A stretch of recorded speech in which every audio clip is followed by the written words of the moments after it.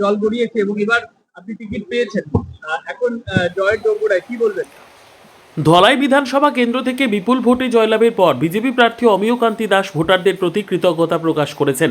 তিনি বলেন, এই জয় সাধারণ মানুষের আস্থা ও সমর্থনেরই প্রতিফলন। নবনির্বাচিত বিধায়ক জানান, উন্নয়ন, নিরাপত্তা ও কার্যকর জনসংযোগই হবে তার প্রধান অগ্রাধিকার। তিনি আশ্বাস দেন, তৃণমূল স্তরে সরকারি প্রকল্পের সঠিক বাস্তবায়ন নিশ্চিত করতে মাঠ পর্যায়ে কাজ আরও জোরদার করা হবে। পাশাপাশি সাংবাদিক, শিক্ষক ও সমাজের বিভিন্ন স্তরের মানুষের সঙ্গে আলোচনার মাধ্যমে এলাকার দীর্ঘমেয়াদী উন্নয়ন পরিকল্পনা গ্রহণ করা হবে বলেও জানান তিনি। ধলাইবাসীর প্রত্যাশা পূরণে সততা ও নিষ্ঠার সঙ্গে কাজ করার প্রতিশ্রুতি দেন অমিয় কান্তি দাস। জল গড়িয়েছে এবং এবার আপনি টিকিট পেয়েছেন। এখন জয়ের দোরগোড়ায় কি বলবেন? বলবো যে মাননীয় মুখ্যমন্ত্রীকে বলা হয় ম্যান অফ কমিটমেন্ট। উনি কথা দিয়েছিলেন, আমাকে বলেছিলেন, ওই সময় বলেছিলেন যে অমিয় ভাই তোমাকে 2026-এ আমি প্রার্থী করব, এবং সেই অনুযায়ী উনি করেছেন, প্রার্থী করেছেন এবং দেখেছি। ওই কারণেই বলছি যে উনি শুধু শুধু আমার প্রার্থীত্বের বেলায় নয়, উনি যে স্বপ্ন, উনি যে পরিকল্পনা গ্রহণ করেছেন আগামী দিনে যে আসামকে একটা মানে ভারতবর্ষের মধ্যে একটা মানে কি বলবো বিকশিত বিকশিত রাজ্যে সর্বোপরি মানে আরো উন্নত রাজ্যে পরিণত করার যে ওনার সংকল্প আছে, ওনার যে চিন্তা ভাবনা আছে, ওনার যে স্বপ্ন আছে, সেই স্বপ্ন উনি পূরণ করবেন। এবং আমরা যত মানে আজকে যে দায়িত্ব নিয়ে আমরা কাজ করে যাচ্ছি, সেই দায়িত্ব নিয়ে কাজ করে যে ওনার নেতৃত্বে আমরা কাজ করে যাব, ওই কারণেই করে যাব যে আমাদের যে স্বপ্ন আছে আসামকে একটা বিকশিত রাজ্যে পরিণত করা, একটা সুরক্ষিত, একটা স্বয়ংসম্পূর্ণ, একটা আত্মনির্ভর আসামে পরিণত করা, সেই অনুযায়ী আমরা কাজ করে যাব। এ পর্যন্ত ব্যবধান কতটা দিয়েছে? মোটামুটি দেখা গেছে 45,000। আমরা 1,05,29 বুথ পেয়েছি দেখেছি। আর ওই ওই পক্ষ মোটামুটি 55,000-এর মতো ভোট পেয়েছেন, কংগ্রেস পক্ষ, বিরোধী পক্ষ। তো সেই হিসাবে প্রায় 45,000-এর মতো আছে, একটু এদিক সেদিক হতেই পারে পরবর্তী ফাইনাল রাউন্ডে। উপনির্বাচনে ব্যবধান অনেক কম ছিল, এবার দেখা যাচ্ছে তার অন্তত 4 গুণ। কি বলবেন?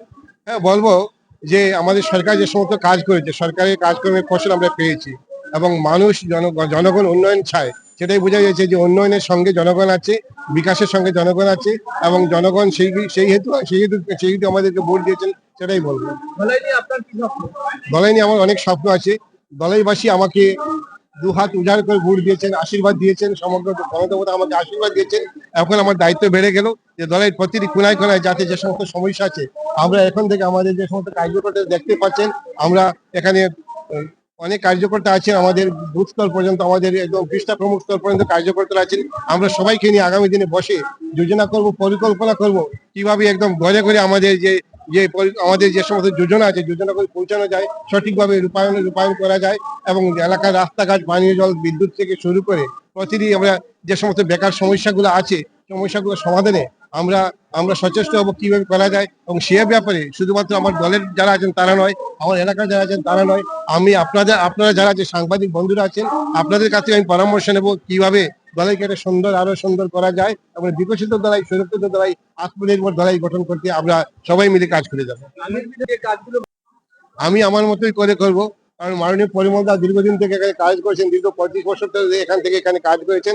আপনারা দেখেছেন এত অঞ্চলে যে উন্নতি হয়েছে। আগে আমি যে গ্রামে থাকতাম, আমরাঘাট আমার বাড়ি, আমরাঘাট থেকে যখন শিলচরে বা ওই কাবুগঞ্জে আসতাম, তখন দেখেছি বলবো কি, আমি তো নিজে যখন কলেজে পড়াশোনা করতাম, সেখানে বাস গাড়ি এই গর্তে ঢুকে যেত, ট্র্যাক্টর দিয়ে টেনে তুলতে হতো।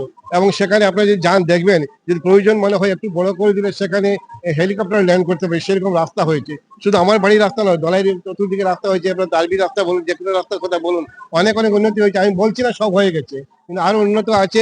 আমাদের মাননীয় সাংসদ এখান থেকে আছেন, ওনার পরামর্শ নিয়ে আমার যারা যারা এখানে দলীয় কার্যকর্তা আছেন, বুথ স্তর থেকে, আমি একদম বুথ স্তর থেকে বলছি, বুথ স্তরের যে সমস্ত সভাপতিরা আছেন, ওনাদের পরামর্শ নেব।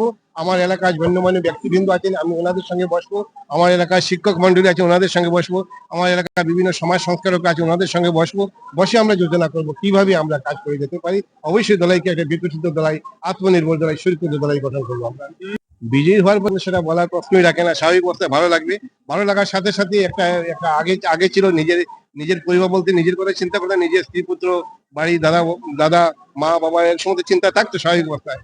এখন যে দায়িত্বটা বেড়ে গেল, এখন পরিবারটা বড় হয়ে গেছে। মাননীয় প্রধানমন্ত্রী বলেন কিনা যে 140 কোটি ভারতবাসী ওনার পরিবার, আমাদের পরিবারটা সেটা প্রায় 2.5 লক্ষ পরিবারের সদস্যের সংখ্যা হয়ে গেল। ওনাদের দলাইবাজি সুখ দুঃখে আমাকে থাকতে হবে, এবং অবশ্যই সবাইকে সঙ্গে নিয়ে এগিয়ে যাবো আমরা।